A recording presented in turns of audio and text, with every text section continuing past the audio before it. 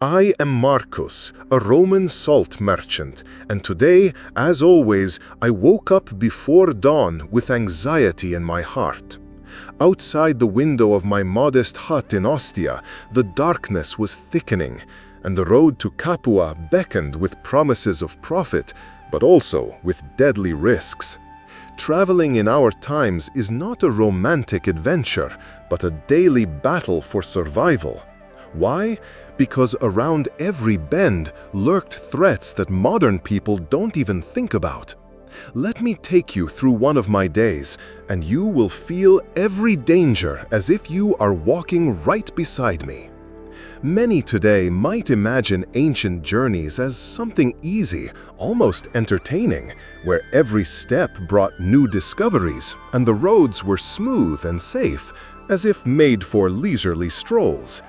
This notion, I must tell you, is far from the truth, far from the harsh reality that greeted us every morning when the sun was only preparing to spill its first rays on the horizon. I, Marcus, can assure you that every time we stepped out of the city gates, it was like jumping into the unknown, and returning home was a true gift of fate, not granted to everyone. The morning of that day, like hundreds before it, began long before Ostia awoke. The cold, damp air seeped through the cracks in the walls of my humble hut, making me shiver. But I was long used to such awakenings. Still in complete darkness, by the dim light of an oil lamp, I began my unchanging ritual. First, I tightly fastened the leather belt that held my trusty short sword, the gladius. Its weight on my hip was familiar, somewhat reassuring, although I knew perfectly well that its mere presence would not make me invulnerable. Then I checked my travel bag. The dried meat, tough and salty, was in place. Its supply always had to be sufficient, for on the road no one awaited us with bread and wine.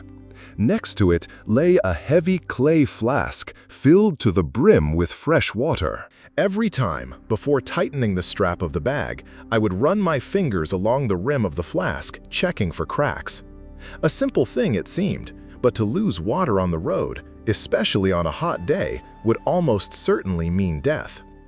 It's hard for a modern person to imagine what it is like to depend on every sip, every bite, not knowing when you will be able to replenish your supplies again. Our maps were primitive, if they could even be called maps, and information about the route was often passed by word of mouth, distorted and embellished with tall tales. So every departure was an adventure, where a forgotten trifle, like a supply of tinder for fire or a spare strap for the cart, could turn into a catastrophe. My companions, Gaius and Lucius, two merchants just like me, nodded silently to me in the gloom. Gaius, with his reddish beard and scar on his cheek, adjusted his worn cloak, and Lucius, still very young, nervously stroked the hilt of his family sword. We knew, without words, that even the most thorough preparation did not guarantee safety. As soon as the first rays of dawn appeared, painting the sky in pale gray and pink tones, we were already on the Via Appia. The road, ancient and proud, was almost deserted at this hour, only the occasional peasant pulling his cart of goods to market. I gripped the reins tightly, my eyes scanning the surroundings, catching every movement in the roadside bushes, and not in vain. We had barely traveled a mile from the city walls when, with a piercing squeal, a huge wild boar burst from the thick bushes on the right. It charged straight at our cart, its small eyes burning with rage. I jerked the reins sharply, trying to steer the horses aside, but the beast was too close. Its powerful body slammed into the side of the cart, nearly overturning it. The horses neighed in terror, trying to break free, and I, almost without thinking, grabbed my spear, always kept at the ready. My heart pounded in my chest like a frantic drum, drowning out all other sounds. I knew that if the boar had decided to attack more purposefully, our chances would have been slim. Wild animals were a constant threat on the roads of the Roman Empire. The forests we crossed teemed with predators, wolves, bears, and boars like this one, capable of tearing flesh with a single swipe of their tusks, or, as now, causing serious damage to the cart. Without weapons, without experience, a traveler in those times became easy prey. We often heard stories of those who never returned because of an encounter with a hungry beast. Gaius, who sat beside me, was breathing heavily, his face pale, and Lucius clutched his sword, his eyes wide with fear. This was only the first hour of our journey, and it had already shown how fragile our lives were on these roads. Our brief relief after the encounter with the boar quickly gave way to a new ordeal. The night rain, which we had hoped had passed us by, had turned sections of the Via Appia into impassable mire. In ancient times, most roads, even important ones like the Appian, were not paved along their entire length, especially outside major cities. And so, an hour or so after the boar incident, our cart began to bog down. At first slowly, then deeper and deeper, the wheels sank into the sticky, greasy mud. We stopped, stuck up to the axles. I jumped from the cart, the mud instantly seeping through my sandals, enveloping my feet in a cold, unpleasant layer. Gaius and Lucius followed me, and we set to work. For hours, straining every muscle, we tried to pull the cart out of the mire. We pushed, pulled, wedged stones and branches under the wheels, our hands quickly covered in scrapes from the rough wood and sharp stones. Our backs ached, our breathing was ragged, and the cold mud seemed to seep into our very bones. Every movement was accompanied by a disgusting squelching sound. The elements spared no one. A single downpour could halt your journey for days, leaving you defenseless against hunger and cold. Our food supplies dwindled, and the nearest settlement was still far away. Every effort seemed pointless, but we kept going, knowing that to stop was to sign our own death warrant.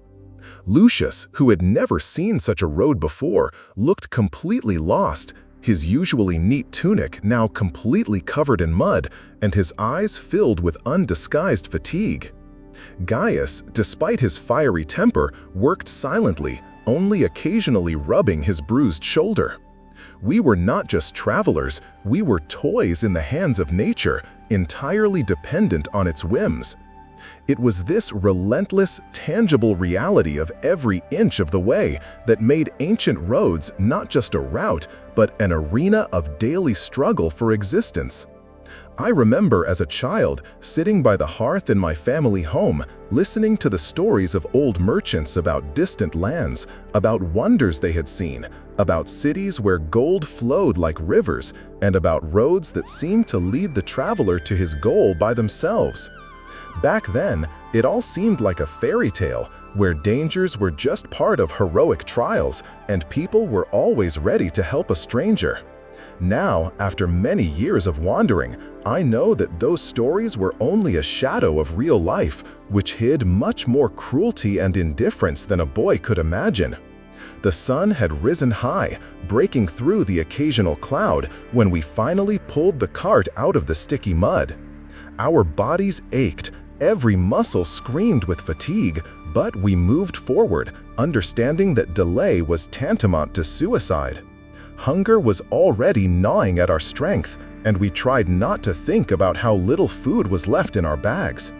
We still had several miles to go to the nearest halfway decent place to rest, but as often happens in life, fate had its own plans for us.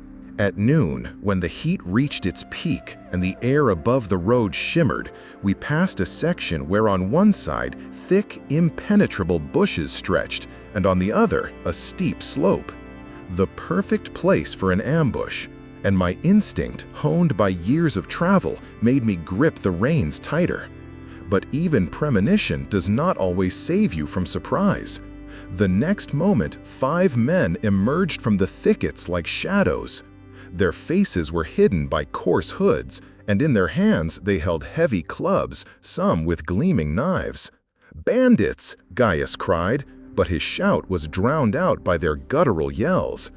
I immediately drew my short sword, feeling its familiar weight in my hand. "Hold the line!" I shouted, trying to be heard over the noise. Lucius, pale, awkwardly drew his family sword, and Gaius, grunting, grabbed his hatchet, usually used for chopping wood. They attacked us like hungry wolves. The first club blow struck the side of the cart, the wood creaking plaintively. I parried a swing from one of the attackers, his club whistling past my head. I heard the clash of metal as Lucius tried to parry a blow, and the dull thud as Gaius, though clumsy, swung his axe powerfully. The air filled with screams, curses, and the sounds of struggle. Robbery on the roads was commonplace, part of our everyday life, as familiar as the sunrise. These men were not seeking glory, they wanted our goods, salt, perhaps the money we carried. They knew merchants always had something of value and did not shy away from murder for even a small prize. I saw it in their eyes, in their movements, ruthlessness, and desperation. I fought not to kill, but to scare them off, to give us a chance, but I knew they would not stop until they got what they wanted, or until we fell. The fight was short, but drained us completely. We were 3 against 5, but our determination and experience, though not great, prevailed. 2 of them fell, a third retreated clutching a wounded shoulder, and the remaining 2, seeing our resolve, chose to disappear into the bushes, leaving us in silence broken only by our heavy breathing and the horses' groans. We survived, but each of us felt our strength leaving behind only a tremor and the bitter taste of fear. After the fight, we did not dare stay on the road. We turned into the forest, away from prying eyes, to bandage wounds and let the horses rest. The sun was already setting, and the forest filled with ominous shadows. I checked on Gaius. His face was pale, but his lips were burning with a feverish flush. He was shivering, though the air was warm. "Water," he whispered, his voice hoarse. I placed my hand on his forehead. His skin was hot, like a heated stone. Gaius was feverish. Perhaps it was the chill after the rain and mud, or maybe the wound he received in the fight with the bandits, though shallow, had become inflamed. I felt a sense of hopelessness tighten inside me. We had no medicine, no doctors, no healers, no pharmacies as they are called in the cities. All we had were a few dried herbs my mother had given me for colds, but they were useless against such a strong fever. Illnesses on the road spread like wildfire. A simple cold, a minor scratch, drinking dirty water, all could be a death sentence. Without proper care, without clean water, without the chance to rest in warmth, even the most minor ailment could take a life. All we could do was pray to the gods, sending desperate pleas for his salvation, hoping that the mercy of Jupiter or Asclepius would touch my friend. Lucius, sitting nearby, looked at Gaius with concern, his young face showing undisguised fear. He must never have seen a man fighting illness in such wilderness. Our journey continued until darkness fell, until we saw faint lights in the distance. A village, our last hope. We slowly, step by step, reached it, the cart creaking, the horses barely dragging their feet. Gaius, leaning against the side, seemed barely conscious. When we entered, the locals, seeing 3 dirty, battered travelers, one of whom was clearly ill, immediately grew wary. They looked at us with suspicion, their faces stern. I tried to explain the situation, pointing to Gaius, to his burning forehead, to our cart, trying to gesture that we needed herbs, perhaps some help. But they spoke a strange dialect. The words I uttered were meaningless to them, and their replies were incomprehensible muttering. My gestures apparently only aroused more suspicion, not understanding. A woman who came closer recoiled when I reached out, pointing to Gaius. The language barrier often led to conflict or outright refusal of help. In those times, when the world was huge and fragmented, strangers inspired fear. Any outsider could be a bandit, a spy, or simply a carrier of unknown disease. Interpreters, at least in such remote corners, did not exist. You were alone in a foreign world where your words meant nothing and your needs were misunderstood. In their eyes, I saw not compassion, but only a desire for us to leave as soon as possible. This was not the hospitality I had been told about as a child. It was a cold wall of mistrust. It would seem that the farther you go from the big cities, the more you should feel the brotherhood of people, their willingness to help in trouble. But in reality, the ancient world was often much more closed and alienated than one might imagine. There were times when I, young and inexperienced, imagined the coming of evening on the road as something peaceful. The smoke of a campfire, twinkling stars overhead, quiet conversations with companions under the lulling whisper of the wind. In those dreams, there was no room for anxiety, only the romance of distant roads, where each new day promised new discoveries, and the night just a well-deserved rest. Now, after so many years spent under the open sky, every sunset brings not peace, but a new wave of anxiety, foreshadowing trials sometimes scarier than daytime skirmishes. The sun seemed to fall rapidly behind the horizon, painting the sky in blood-orange tones when we finally realized that there was no help to be expected in this inhospitable village.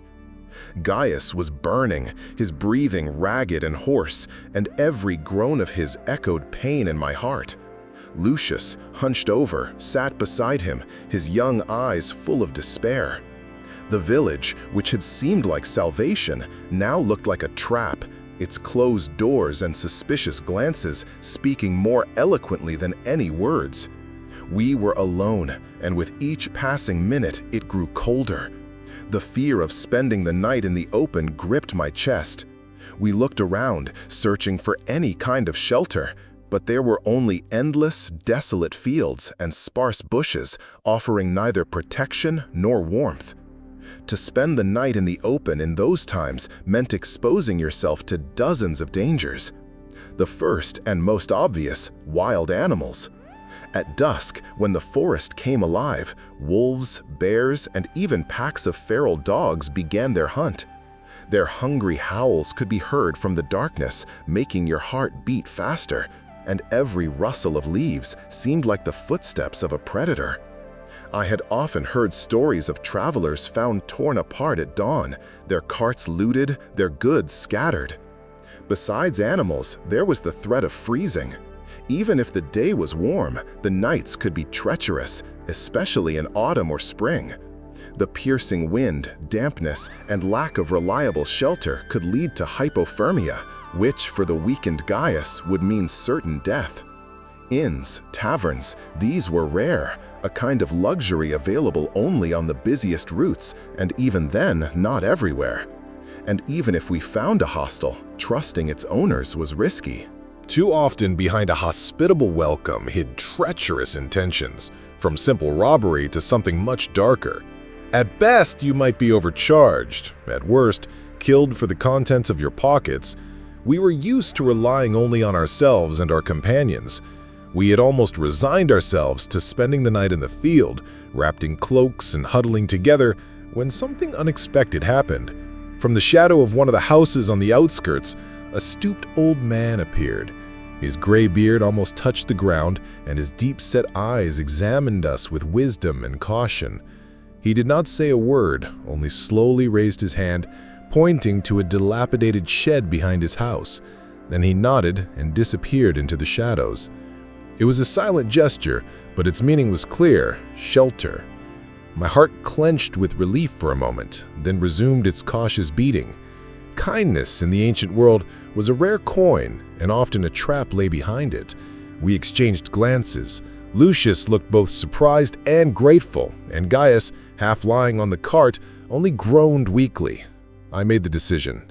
It couldn't be worse than the field. Slowly, with creaking wheels, we headed for the indicated shed. It was shabby, made of rough planks, with a leaky roof, but inside it smelled of dry hay and the warmth of animals, which was an unheard-of luxury for us. Here we were protected from the wind, the cold, and most animals. We led the horses inside, unloaded the cart, and I immediately began to inspect every corner of the shed, looking for signs of danger, checking the locks, assessing how easily we could be trapped or caught off guard. Even in this seemingly cozy place, I could not relax. Trust was more valuable than gold and could not be given away lightly. I knew stories of travelers invited into homes, lulled into a false sense of security, then robbed and killed. Sometimes hospitality was just a way to lure someone out from the protection of their companions. But this old man, he asked for nothing, asked no questions. His silent gesture was too simple to be a cunning trap. Or maybe I was just too tired to unravel tricks. Either way, we decided to take the risk.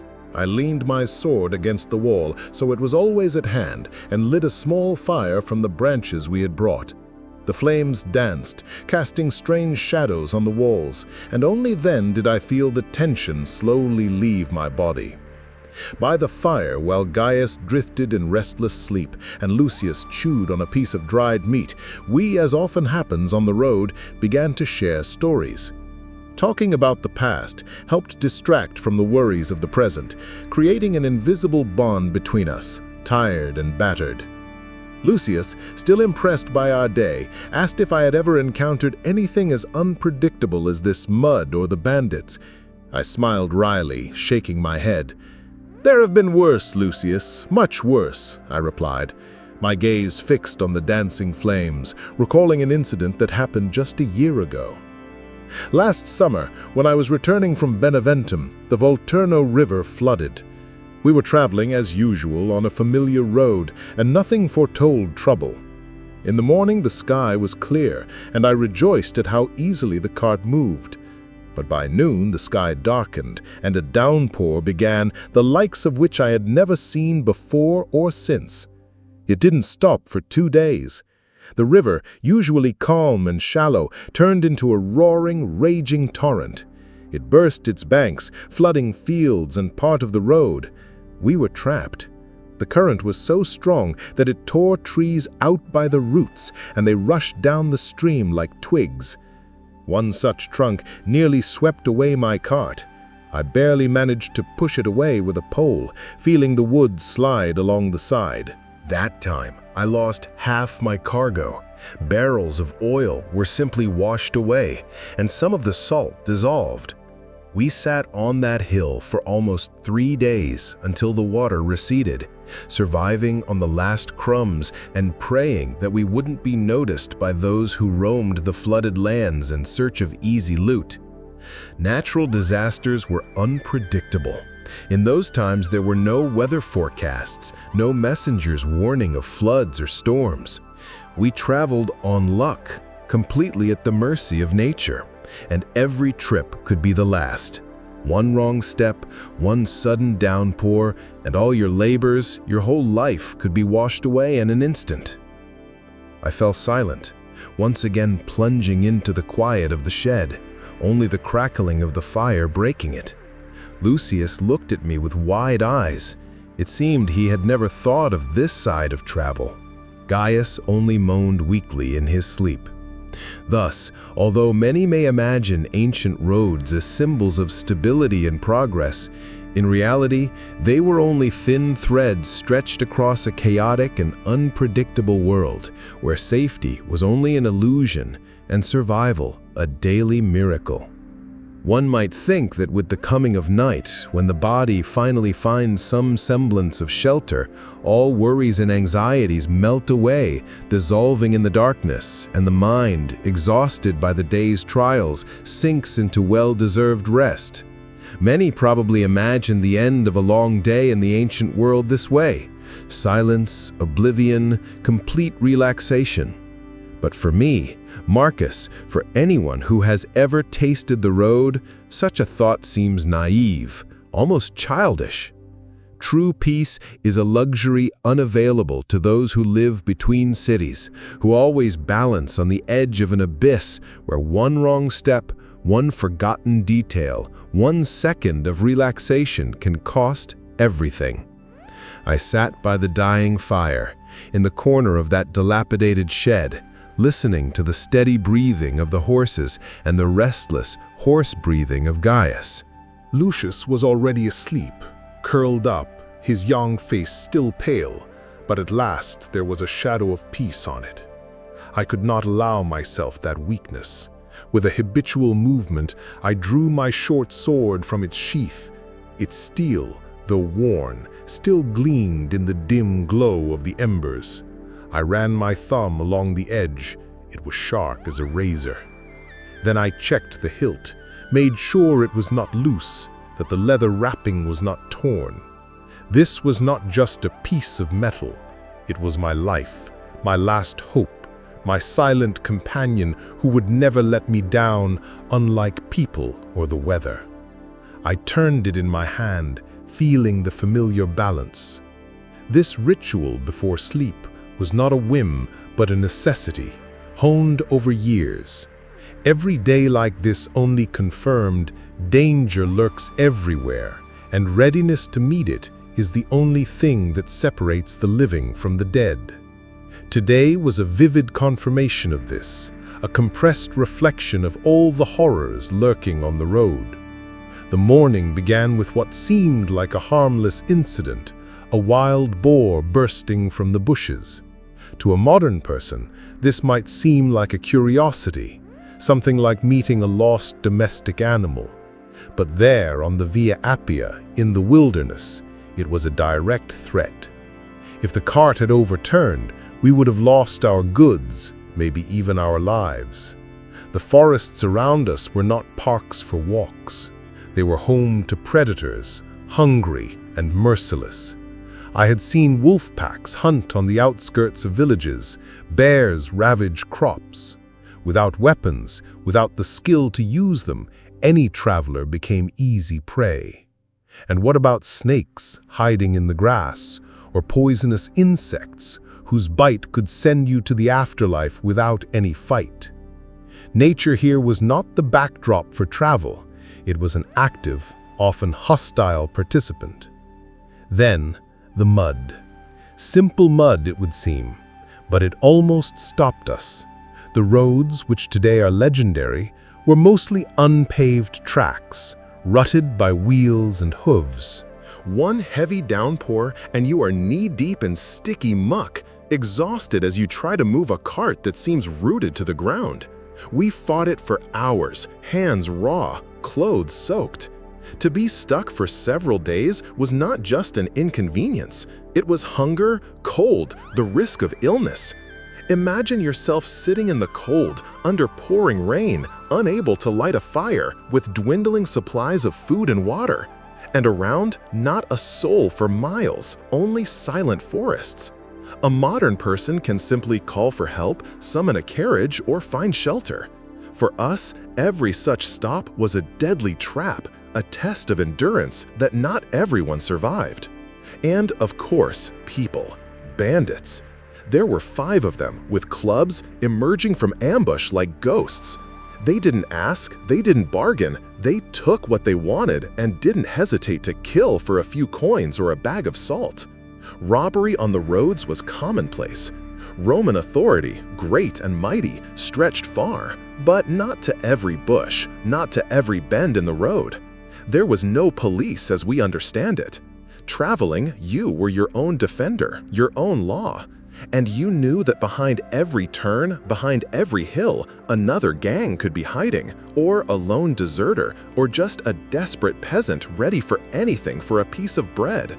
These people were not demons, they were just like us, only their desperation was stronger than their morals. And this cruelty, human cruelty, was perhaps the most terrible threat. Because you could run from a wild beast, fight the elements, but sometimes there was no defense against a man who decided to take your life. And then illness. Gaius, my friend, burning with fever. I pressed a damp cloth to his forehead, which quickly warmed from his heat. We had no medicine, no doctors. In the village where we sought help, no one could or wanted to help us. This too was part of the dangers of the road. Lack of medicine, lack of knowledge. A simple cold, a scratch from a fight, could lead to rot, infection, death. The water in streams was often dirty, the food meager and monotonous, and hygiene something unknown. Diseases spread instantly, wiping out entire villages. And on the road, with no chance to rest, no clean water, no one to help, you were doomed. I remember my brother, who died of the same fever, caught on the road. We buried him right by the roadside, without honors, without tears, because we had to move on to survive ourselves. Praying to the gods was all we had left. And of course, the language barrier, mistrust. We came to the village seeking help, but were met with hostile looks. My words, my gestures, all were useless. They didn't understand me, and I didn't understand them. In those times, the world was much more fragmented. Every nation, every tribe, every village could have its own dialect, its own customs, its own fears. A stranger was a potential threat. He was not understood, he was feared, he was not trusted. Refusal of help due to misunderstanding or fear was also a deadly danger. You could be wounded, sick, hungry, but if you couldn't explain yourself, you were simply left to die. Interpreters, of course, did not exist. You were completely isolated in a foreign world where your voice meant nothing. Even the shed, this temporary shelter given to us by the old man, did not bring complete peace. His kindness was unexpected, but even that did not make me fully relax. Hospitality in ancient times was not always mercy. Sometimes it was a trap, a way to lure a traveler, then rob or even sell into slavery. Trust was the most precious commodity on the road, and it could not be squandered. I checked my purse, hidden deep under my clothes, made sure the salt in the bags was intact. My mind was constantly alert, assessing risks, calculating every possible scenario. I remembered last year, when the flooding of the Volturno River nearly swept away my cart.